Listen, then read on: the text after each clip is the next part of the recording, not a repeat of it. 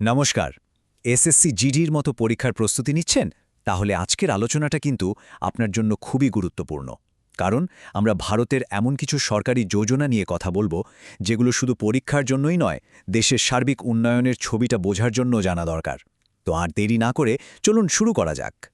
আজকে আমরা কি দেখব তার একটা ছোট্ট ঝলক দেখে নিই। প্রথমে কথা বলবো আর্থিক সুরক্ষা নিয়ে, তারপর সামাজিক উন্নয়ন, কৃষকদের জন্য যোজনা, আর সবশেষে স্বাস্থ্য ও শিক্ষা। মাঝে আপনাদের জন্য একটা ছোট্ট কুইজও থাকছে কিন্তু। আর একদম শেষে পুরো বিষয়টা নিয়ে একটা বড় ছবি আঁকার চেষ্টা করব। তাহলে চলুন সরাসরি আমাদের প্রথম মিশনে চলে যাই। বিষয়টা হলো প্রত্যেক নাগরিকের আর্থিক সুরক্ষা, মানে অর্থনৈতিকভাবে সবাইকে স্বাবলম্বী করে তোলা।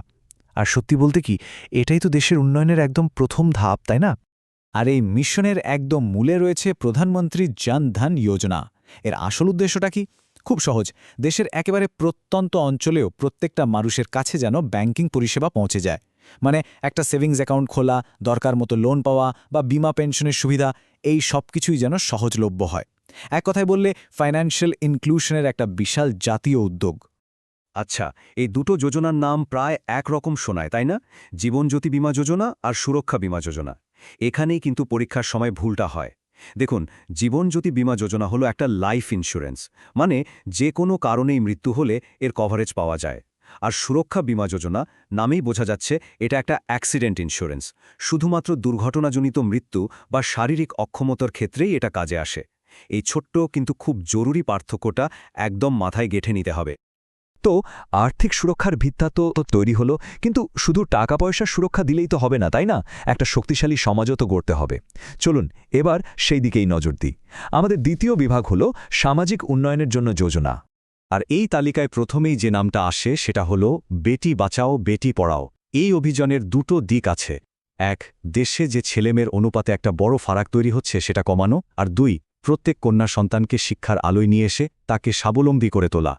এরপর আসছে উজ্জ্বলা যোজনা। ভেবে দেখুন তো, গ্রামের দিকে অনেক বাড়িতেই আগে কাঠের বা ঘুঁটের উনুনে রান্না হতো। তার ধোঁয়া কতটা ক্ষতিকর! এই যোজনার মাধ্যমে বিপিএল পরিবারের মহিলাদের বিনামূল্যে এলপিজি কানেকশন দেওয়া হয়।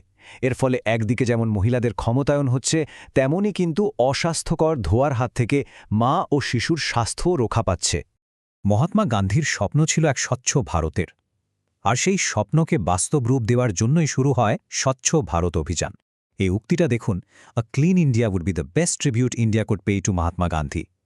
এর মানে শুধু রাস্তাঘাট পরিষ্কার রাখা নয়, বরং শৌচালয় তৈরি করে দেশের স্যানিটেশন ব্যবস্থার আমূল পরিবর্তন ঘটানো।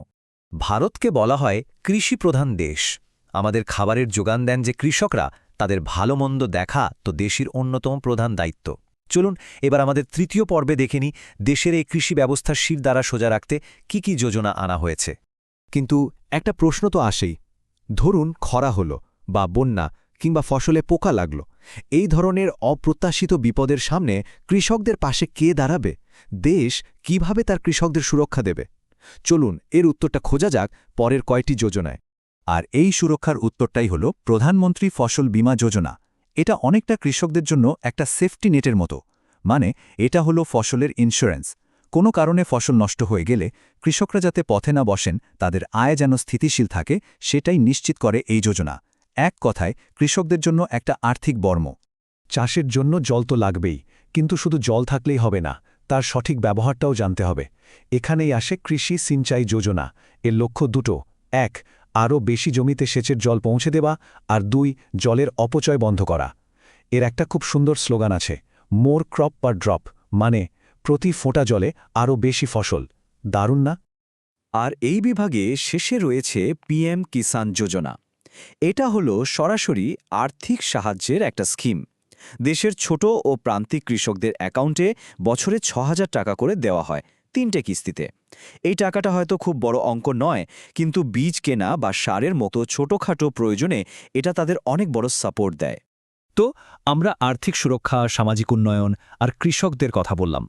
এবার আসব সেই দুটো বিষয়ে যা ছাড়া কোনো দেশের উন্নতি সম্ভবই নয়: স্বাস্থ্য আর শিক্ষা। আমাদের চতুর্থ এবং শেষ পলিসি সেকশনে আমরা দেখব এই দুটো ক্ষেত্রে সরকার কি উদ্যোগ নিয়েছে। প্রথমে আসি আয়ুষ্মান ভারতের কথায়। এটা একটা বিশাল বড় উদ্যোগ।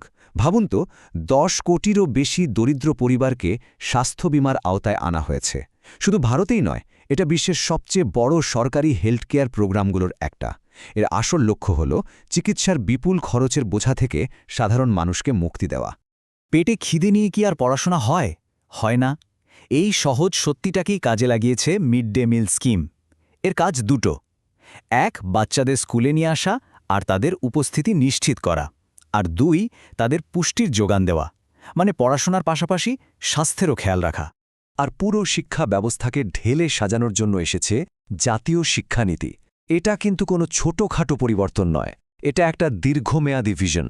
লক্ষ্য হল 2040 সালের মধ্যে ভারতের এডুকেশন সিস্টেমকে একেবারে বদলে ফেলা, আরও আধুনিক করা, আরও ফ্লেক্সিবল করা, আর পড়ুয়াদের প্রয়োজনকে সবচেয়ে বেশি গুরুত্ব দেওয়া। অনেক তো আলোচনা হলো, এবার একটা ছোট্ট পরীক্ষা হয়ে যাক, কি বলেন? দেখি কার কতটা মনে আছে। চলুন শুরু করা যাক আমাদের কুইজ রাউন্ড। আপনাদের জন্য প্রথম প্রশ্ন, কোন স্কিমের মাধ্যমে বিপিএল পরিবারের মহিলাদের এলপিজি কানেকশন দেওয়া হয়? অপশনগুলো হলো এ আয়ুষ্মান ভারত, বি উজ্জ্বলা যোজনা, নাকি সি জনধন যোজনা। ভাবুন তো। যারা বি উজ্জ্বলা যোজনা ভেবেছেন, একদম ঠিক। আমরা একটু আগেই আলোচনা করছিলাম, পরিষ্কার জ্বালানি দিয়ে মহিলাদের স্বাস্থ্য সুরক্ষিত রাখাই এই স্কিমের মূল উদ্দেশ্য। বেশ, এবার দ্বিতীয় প্রশ্ন, প্রধানমন্ত্রী ফসল বীমা যোজনা কাদের জন্য সেফটি নেট হিসেবে কাজ করে? অপশন এ শিল্প শ্রমিক, বি শহরের গরিব মানুষ, নাকি সি কৃষক? একদম ঠিক, সঠিক উত্তর হল সি কৃষক। নামটা শুনলেই বোঝা যায় এটা হলো ফসলের বীমা, যা কৃষকদের আর্থিক ক্ষতি থেকে বাঁচায়। তো আমাদের কুইজ পর্ব শেষ। এবার চলুন সবগুলোকে একসাথে মিলিয়ে একটা বড় ছবি দেখার চেষ্টা করি। এই যে আলাদা আলাদা যোজনাগুলো আমরা দেখলাম, এগুলোর আসল উদ্দেশ্যটা কি? সব মিলিয়ে এগুলো দেশকে কোন দিকে নিয়ে যাচ্ছে? এই যে এতগুলো যোজনা যা একে অপরের সাথে জুড়ে আছে, এগুলোকে একসাথে দেখলে একটা প্রশ্ন মনে আসেই। ভারতের সব নাগরিকের জন্য সার্বিক উন্নয়ন নিশ্চিত করতে গিয়ে এখনও সবচেয়ে বড় বাধা বা চ্যালেঞ্জ কোনটা? এই প্রশ্নটা রইল আপনাদের জন্য। এর উত্তরটা বইয়ে পাওয়া যাবে না, এটা নিয়ে ভাবতে হবে, আলোচনা করতে হবে। আর এটাই তো আমাদের আজকের আলোচনার আসল উদ্দেশ্য।